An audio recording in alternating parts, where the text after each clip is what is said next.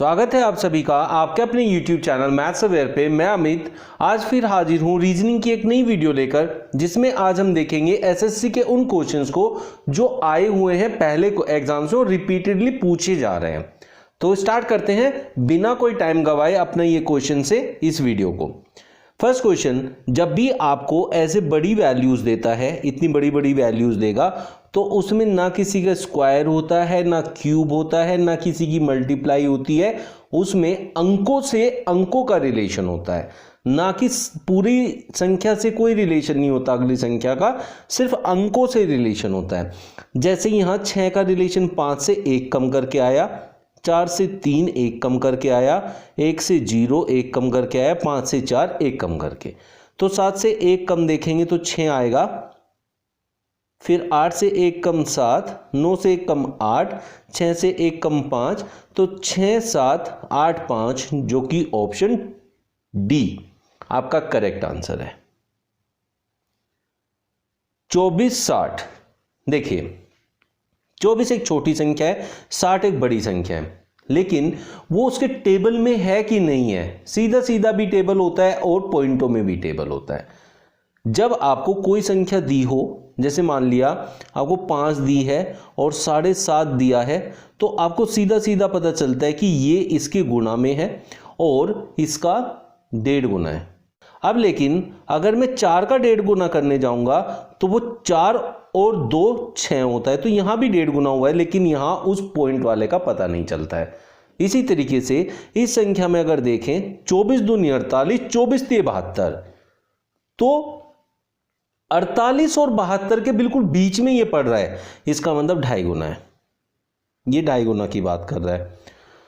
और 120 का 2.5 गुना होगा, 120 दूनी 240 और 60 उसमें ऐड कर देंगे। 120 का दोनों होता है 240 और आधा होता है 60, तो टोटल मिलके 300, तो इसका 2.5 गुना 300 हुआ। तो option C is your correct answer. वैसे भी आपको पता चल जाएगा कि 120 दूनी 240 होता है, 12 24, 12 36, इन दोनों के बिल्कुल बीच में पड़ने वाली संख्या आपका आंसर होगा। तो यहां जाके पड़ेगी 300, क्योंकि वो इसके टेबल में भी होना चाहिए, तो इसमें 60 ऐड हो जाएगा। नेक्स्ट क्वेश्चन देखते हैं। 392 उससे 28 बना।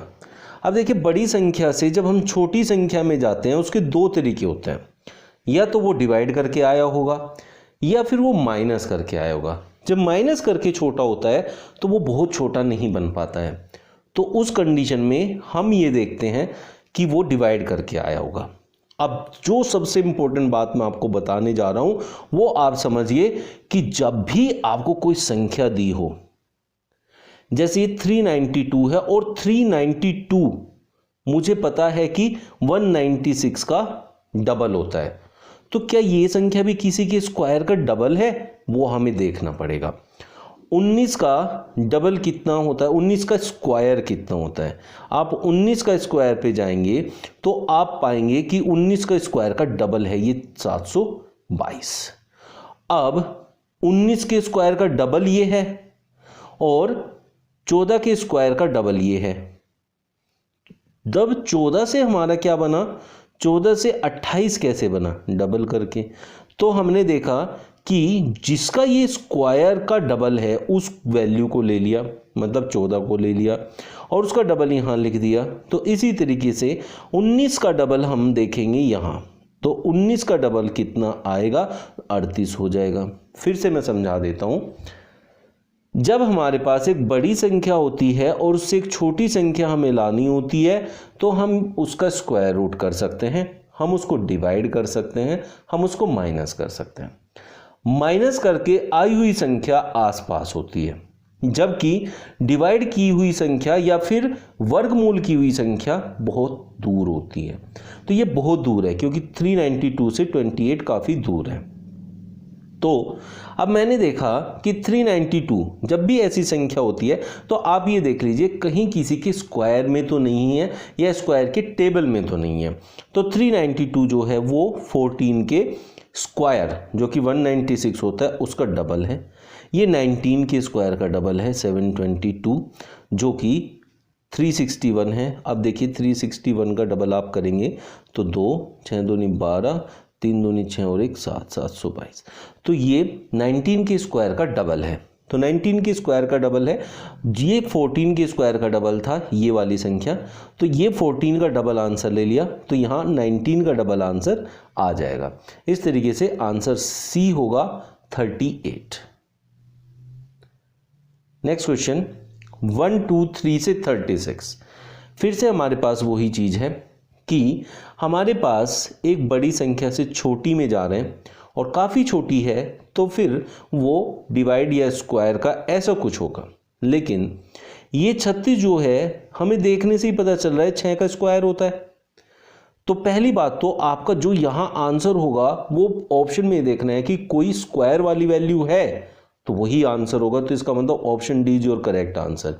आपको करने से पहले पता चल गया कि यहाँ एक स्क्वायर वाली वैल्यू आएगी, लेकिन स्क्वायर वाली वैल्यू क्या पिछले वाले में बिल्कुल फिट आ रही है?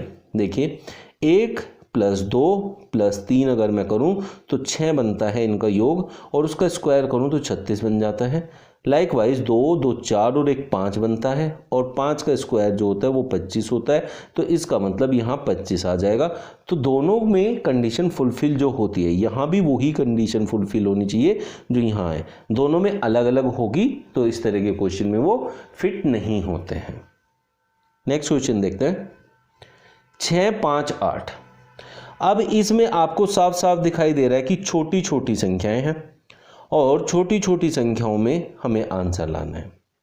अब 6 से 5 हम माइनस करके ला सकते हैं, 6 में से 1 जाएगा तो 5 आ जाएगा, और 8 में से मैं 1 माइनस करूंगा तो 7 आएगा। 7 ऑप्शन में नहीं है, तो इस तरह के क्वेश्चन को हम फिर ऐसे नहीं कर पाएंगे।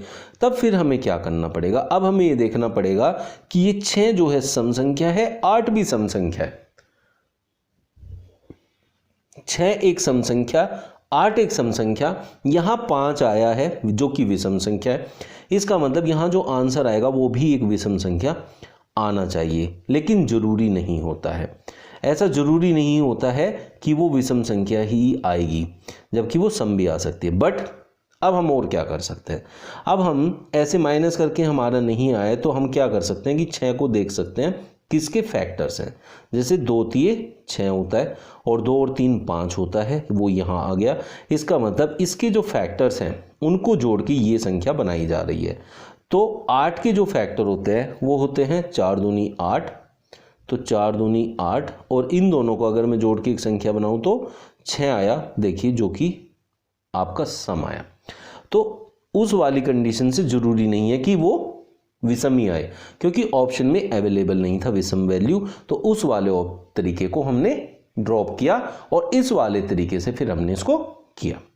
तो आपको पता चल पा रहा होगा कि किस तरीके को कहां कैसे यूटिलाइज करना है।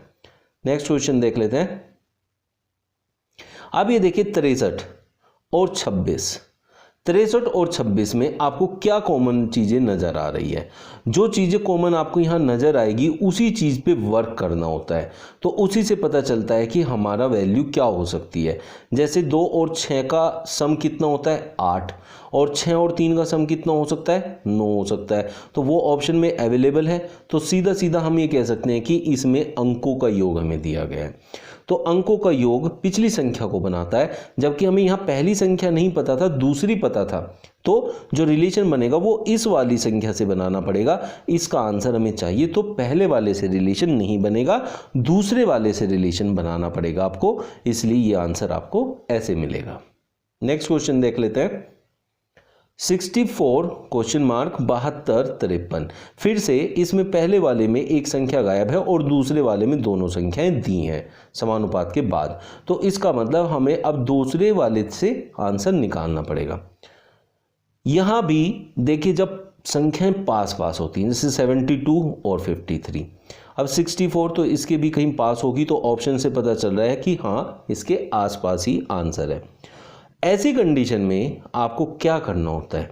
ऐसी कंडीशन में हमेशा आपको अंकों से आंसर आएगा, ना कि संख्या से। संख्या से हमें आंसर नहीं मिलेगा, हमें अंकों से आंसर मिलेगा। अब अंकों से आंसर कैसे मिल सकता है, वो एक रिलेशन बना के देख लेते हैं। इससे रिलेशन बनाते हैं इन दोनों से, और वो इसमें फिट आएगा किसी ऑप्शन में तो ठीक है, नहीं तो वो गलत है। अब जैसे यहाँ 7 और 2 का योग 9 होता है और 5 और 3 का 8 होता है, यहाँ 6 और 4 का 10 होता है, तो किसी ऑप्शन में दोनों अंकों का योग अगर 9 बन रहा है तो उसको ले सकते हैं, जैसे 5 और 4। एक से ज़्यादा ऑप्शन बनता है तो फिर हम कुछ और सोचते हैं। ये कब अप्लाई करना है, जब संख्याएं बिल्कुल पास पास होती हैं। अब इसमें अंतर नहीं ले सकते क्योंकि ये हमारा सम संबंध है, सहसंबंध वाले क्वेश्चंस को ऐसे ही किया जाता है। इन दोनों का आपस में रिलेशन निकाला जाता है और उस रिलेशन को यहाँ पुट किया और क्वेश्चन मार्क का आंसर हमने पता किया। उम्मीद करता हूँ समझ में आ रहा होगा सब कुछ। नहीं समझ में आ रहा है तो कमेंट बॉक्स में आप लिख सकते हैं कि आपको क्या समझ में नहीं आया है। नेक्स्ट क्वेश्चन देखते हैं। 17 से 60 पे जाना है और 20 से के आगे क्या आएगा।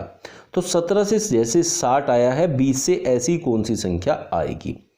अब मैंने आपको बताया कि 17 और 60 थोड़ी ज़्यादा डिफरेंस वाली वैल्यू है, तो या तो आपका स्क्वायर से आएगा या फिर आपका मल्टीपल से आएगा। तो 17 चौके 68 होता है, ये इसके पास है, तो 17 चौके 68। तो अगर इसमें से 8 माइनस कर दूं तो मेरे को 60 मिल जाता है। तो इसी तरीके से मैं 20 चौके करके देखूं जो कि 80 होता है। अब 80 में से 8 माइनस करूंगा तो मुझे 72 मिलेगा। अब ये ऑप्शन में हमारे फिट नहीं बैठता है, तो फिर हमें इस क्वेश्चन में क्या करना चाहिए, आप ये समझेंगे कि इसमें कैसे किया जाएगा। तो दूसरा तरीका देखिए, ये था मल्टीप्लाई करके माइनस का तरीका। ये मैंने पहले क्यों लगाया, ताकि आपको पता चले कि जब आप ऑप्शन ले रहे हैं या क्वेश्चन को कर रहे हैं तो उसमें गलत हो तो तुम उस चीज़ को चेंज कैसे कर पाएंगे। तो चेंज हम उसको कैसे कर पाएंगे, ये है मल्टीपल का। क्यों है, क्योंकि मल्टीप्लाई के आसपास उसकी वैल्यू आ रही है। तो दूसरे तरीके से कैसे आ सकती है कि 17 तिये 51 होता है और उसमें 9 ऐड करूं तो 60 बनता है। ऐसे ही क्या इसमें बनेगा, तो देखते हैं। 20 तिये 60 होता है और उसमें अगर मैं 9 ऐड करूं तो 69 होता है, जो कि ऑप्शन में अवेलेबल है। तो आप समझ पाएंगे कि ज़्यादा लेके माइनस कर सकते हैं और कम लेके प्लस कर सकते हैं। तो यहाँ ज़्यादा मल्टीप्लाई किया तो माइनस करके देखा और यहाँ कम लिया तो प्लस करके देखा। तो इस वाले से हमें ऑप्शन मिला, इससे नहीं मिला, जबकि दोनों से मिल सकता था। हो सकता था कि ये भी अप्लाई किया होता तो फिर ऑप्शन में वो ही दिया होता। बहुत से बच्चे कहते हैं कि सर अगर दोनों ऑप्शन में दिए हो, ऐसा नहीं होता है कि जब हमारा एक लॉजिक फिट होता है तो उसमें दूसरा लॉजिक भी फिट होता है। रीजनिंग में दोनों लॉजिक फिट हो सकते हैं, एक से ज़्यादा तरीके होते हैं रीजनिंग के अंदर जिससे हम आंसर ला सकते हैं। बट बेसिकली जो लॉजिकली फिट होता है, देखिए 2 तरीके से हम ला रहे हैं, जैसे 17 से 60 और भी बहुत तरीकों से आ सकता है, लेकिन वो लॉजिकली और ऑप्शन के अवेलेबिलिटी के अकॉर्डिंग दूसरे वाले में कैसे फिट आता है उस पर निर्भर करता है कि आपका आंसर क्या होना चाहिए। इसीलिए कई बार हमारे आंसर एग्जामिनर से मैच नहीं करते। लेकिन अगर आप बिल्कुल इन्हीं लॉजिक्स को फॉलो करेंगे जो हम आपको बता रहे हैं तो आपके आंसर्स हमेशा करेक्ट आएंगे। नेक्स्ट क्वेश्चन देख लेते हैं। देखिए, अगर 1 2 3 इतनी बड़ी वैल्यू से और सिर्फ एक सिंगल नंबर में, तो इनमें से हमने कुछ ऐसा किया होगा कि या तो हमने इसको अंकों से किया होगा या इन्हीं अंकों में कोई मल्टीपल या डिवीजन लगाया होगा। 3 2 5 और 1 6, इन अंकों का योग 6 होता है, लेकिन अगर हम इस 12 को 3 से डिवाइड कर दें तो भी 4 आता है। तो दोनों लॉजिक को सेकंड ऑप्शन में अप्लाई करके देखेंगे। हमने 12 को 3 से डिवाइड किया, 3 चौक 12, और एक लॉजिक ये बनाया कि 3 2 5, इन दोनों को ऐड किया और 1 माइनस किया। अब 6 और 2 8, 8 में से 7 जाएगा तो 1 आएगा। ऑप्शन में कहीं भी नहीं है तो ये वाला लॉजिक हम नहीं लेंगे। दूसरा लॉजिक है कि पहली 2 संख्याओं को 72 को बाद वाली संख्या से डिवाइड किया तो 12 आया। इसके अकॉर्डिंग ऑप्शन डी हमारा करेक्ट आंसर होगा। तो दोनों तरीके से हम इसे सोच सकते थे, सोचा और जो फिट हुआ उसी में से हमने आंसर दिया। 83 से 25, 83 और 25 में देखिए बिल्कुल सीधा सा संबंध है कि 8 और 3 का अंतर होता है 5 और 5 का स्क्वायर है 25। अब आप कहेंगे कि सर आपने ये क्यों किया? बिकॉज अगर हमारे पास यहाँ कोई भी संख्या स्क्वायर में दी है, स्क्वायर एंड क्यूब का बहुत सीधा सा संबंध होता है एग्जामिनर की दिमाग से। अब एग्जामिनर जो माइंड सेट होता है ना, वो क्यूब और स्क्वायर पे सबसे ज़्यादा होता है, क्योंकि लॉजिकली वो क्वेश्चन सबसे ज़्यादा बच्चों को परेशान करने वाले होते हैं, लेकिन वही सबसे ज़्यादा आसान भी होते हैं अगर उसकी नज़रों से देखें। तो ऐसा ही कोई क्वेश्चन हमें अगर दिया है तो पहले हम सबसे पहले उसको स्क्वायर की नज़र से देखेंगे या क्यूब की नज़र से देखेंगे। उसके अकॉर्डिंग अगर वो सोल्व नहीं होता है तब हम दूसरी अवेलेबिलिटी को सर्च करेंगे। तो ये 5 का स्क्वायर और 5 इन दोनों के अंतर से आता है। क्या सेकंड वाला जो है रिलेशन उसमें भी स्क्वायर बन सकता है? स्क्वायर ऑप्शन में 49 दे रखा है तो ये बन सकता है, लेकिन वो क्या इसके अकॉर्डिंग डिफरेंस आ रहा है? यस आ रहा है। 9 और 2 का डिफरेंस 7 होता है और 7 का square 49, therefore option B is correct answer. 5 30, तो 5 से 30 सीधे सीधे भी आ सकता है। 5 6 या 30, तो क्या 8 के टेबल वाला कोई भी ऑप्शन यहाँ ऑप्शन में दिया है टेबल में? क्योंकि 5 के सीधे टेबल में 30 आ रहा है, तो 5 6 या 30, तो 8 6 या 48, तो 48 के आसपास डायरेक्टली डिवाइड होने वाला 8 से कोई भी ऑप्शन नहीं है। क्योंकि अगर मैंने 5 6 या 30 लिया है तो 8 6 या 48, तो 6 के कम या थोड़ा ज़्यादा लेते हैं, मतलब उसकी मल्टीप्लाई, क्या पता इसकी मल्टीप्लाई 6 से की तो इसकी 7 से कर दें 56 आ जाए, या 5 से कर दें 8 5 जो 40 आ जाए, कोई भी ऑप्शन में है नहीं, तो इसलिए डायरेक्टली मल्टीप्लिकेशन नहीं है। फिर हम जाएंगे स्क्वायर पे, तो 5 का स्क्वायर करूं और उसी वैल्यू को उसमें ऐड कर दूं तो भी 30 बन जाता है। तो इस तरीके से यहां भी हो जाना चाहिए, अगर होता है तो यही आंसर होगा। 8 स्क्वायर प्लस 8, 8 8 64 और 8 72। अब देखिए यहां दो चीजें होती हैं, जिस संख्या का स्क्वायर किया वो ही ऐड किया या फिर दोनों में ही 5 ऐड किया। 8 8 64 प्लस 5 69, तो इसका मतलब 69 हमारा करेक्ट आंसर है। जबकि ऐसे हम सोचेंगे, सोचते हैं और होता भी है, बट वो अवेलेबल नहीं है, तो हम क्या करेंगे कि फिर हम देखेंगे इसी वैल्यू को इसमें ऐड करके देखेंगे जो पहले वाले में किया, क्योंकि उसने जो ऐड या सब्ट्रैक्ट किया है उसमें कोई चेंज नहीं किया है। जबकि नॉर्मली हम क्या करते हैं कि जिसका स्क्वायर करते हैं उसको ऐड करते हैं और पहले वाले ऑप्शन में वो फिट भी हो रहा है, तो इसलिए हमने वही चीज़ सेकंड वाले में करके देखी, ऑप्शन की अवेलेबिलिटी नहीं है, तो इसलिए अब हम क्या करेंगे कि सेम जो पहले डिफरेंस किया था वही यहां पर कर देंगे 5 का ऐड करके, तो हमारा आंसर आ जाएगा। इस तरीके से जब हम अलग अलग तरीके से सोचेंगे तो हमें पता चलेगा कि हम किधर गलत जाते हैं, क्यों गलत होता है और कैसे हमें उसको सही करना है। नेक्स्ट क्वेश्चन 12 से 30। अब 12 से 30 जाने के लिए हमारे पास दो चीजें हैं, वो क्या है कि 12 का ये 2.5 गुना हो सकता है, 12 दूनी 24 और 6 30, तो 20 का 2.5 गुना क्या होता है 50, जो कि ऑप्शन में अवेलेबल नहीं है। तो इट मीन्स ये मल्टीप्लीकेशन का तो हो सकता है, क्योंकि 12 से बहुत बड़ी सी वैल्यू है 30 और 20 से बड़ी सी वैल्यू ऑप्शन में दी हुई है, ये हो सकता है, बट यहाँ ऑप्शन में अवेलेबल नहीं है। तो इट मीन्स फिर हम देखें कि जैसे 4 दिए 3 चौक 12, मतलब लगातार दो संख्याओं की मल्टीप्लाई से आया, तो 30 भी दो संख्याओं की मल्टीप्लाई से आएगा, क्या वो आ गया 5 और 6। तो इसका मतलब कर्मिक संख्याओं का यूज किया है। ऐसे क्वेश्चंस में हम कर्मिक संख्याओं का यूज कर सकते हैं। कर्मिक संख्याएं वो होती हैं जो लगातार आती हैं। अब उसमें सम हो सकता है, विषम हो सकता है और आपका प्राकृत संख्याएं हो सकती है। तो लगातार दो प्राकृत संख्याओं की मल्टीप्लाई करके इसने अपनी वैल्यू बनाई है। लेकिन आपने एक चीज़ देखी है कि यहाँ 3 है, यहाँ 4 है, तो यहाँ 5 है, यहाँ 6 है, लगातार उन संख्याओं को बनाता जा रहा है। तो यहाँ अगर मैं बनाऊँ लगातार दो संख्याओं से, तो 4 गुना 5 से 20 बनता है, तो अगली संख्या इससे अगली से आएगी, मतलब 6 गुना 7 से आएगी, तो 6 7 42 होता है। तो ऑप्शन डी आपका करेक्ट आंसर होगा। इस टाइप के क्वेश्चंस को आप ऐसे कर सकते हैं। 3 से 28 और फिर 5 से हमारा क्या आएगा। अब 3 से 28 देखिए सीधा सीधा हमें दिखाई दे रहा है कि 28 जो है इसके घन के पास है। 3 का घन होता है हमारा 27 और उसमें अगर 1 ऐड कर दूं तो 28 बन जाए। जबकि मैं आपको ये बार बार समझा रहा हूं कि ज़्यादातर क्वेश्चंस को स्क्वायर और क्यूब की नज़र से ही देखना है। सीधी सीधी कोई वैल्यू बनती है, दिखता है कोई रिलेशन तो अलग बात है, नहीं तो सबसे पहले यही देखना है। तो इसका मतलब इन्होंने घन किया है, तो 5 का घन होता है 125, तो उसमें इस ऊपर 1 ऐड किया है तो यहाँ भी 1 ऐड हो जाएगा, तो कितना हो जाएगा 126। तो ऑप्शन बी जो है वो करेक्ट आंसर हो जाएगा। तो ये देखते ही पता चल जाता है, जैसे 28 लिखा है या फिर 26 लिखा है, 28 क्यूब से 1 आगे निकल जाता है, 26 क्यूब के 1 पीछे आ जाता है। तो घन करके हम एक माइनस भी कर सकते हैं, एक प्लस भी कर सकते हैं, वही इसने किया है, इसी वजह से उसका आंसर सेकंड वाले में बन के 126 आ गया, ना कि 124। 12 से 90 तो 16 से क्या आएगा।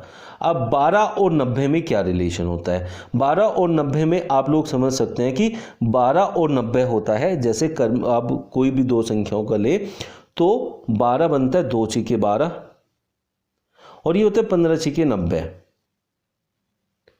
इसका मतलब क्या है कि हमने 6 का मल्टीपल लिया है, लेकिन एक बार 2 के साथ, एक बार 15 के साथ। तो अगली वैल्यू में भी 2 और 15 के साथ किसका रिलेशन बनता है वो देखेंगे।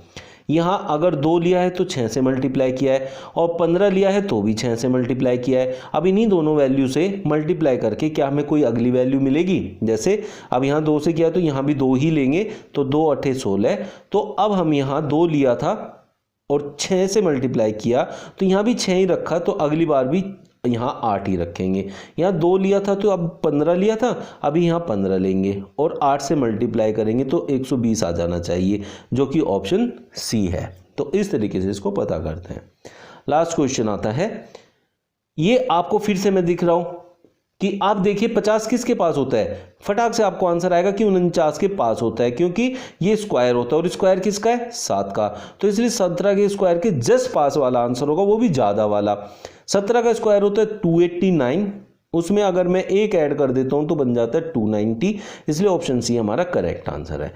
स्क्वायर एंड क्यूब्स की कितनी रिक्वायरमेंट होती है रीजनिंग के अंदर, तो आज आपको समझ में आ गया होगा कि मैथ से ज्यादा रिक्वायरमेंट स्क्वायर एंड क्यूब की रीजनिंग में होती है।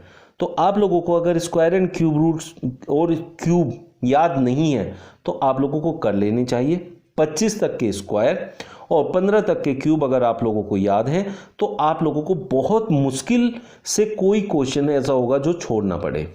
चलिए मिलते हैं नेक्स्ट वीडियो में न्यू ट्रिक्स और क्वेश्चंस के साथ। और हाँ, जिन्होंने मेरे चैनल को सब्सक्राइब नहीं किया है प्लीज कर लीजिए, और जब भी मेरे चैनल को सब्सक्राइब करें तो बेल आइकन प्रेस करना ना भूलें। जब भी मैं आपको वीडियो डालूंगा तो एकदम नोटिफिकेशन उसका मिल जाएगा, उससे ही आपको फायदा होगा। चलिए मिलते हैं नेक्स्ट वीडियो में। Thank you. Subscribe now and press the bell icon. Never miss an update.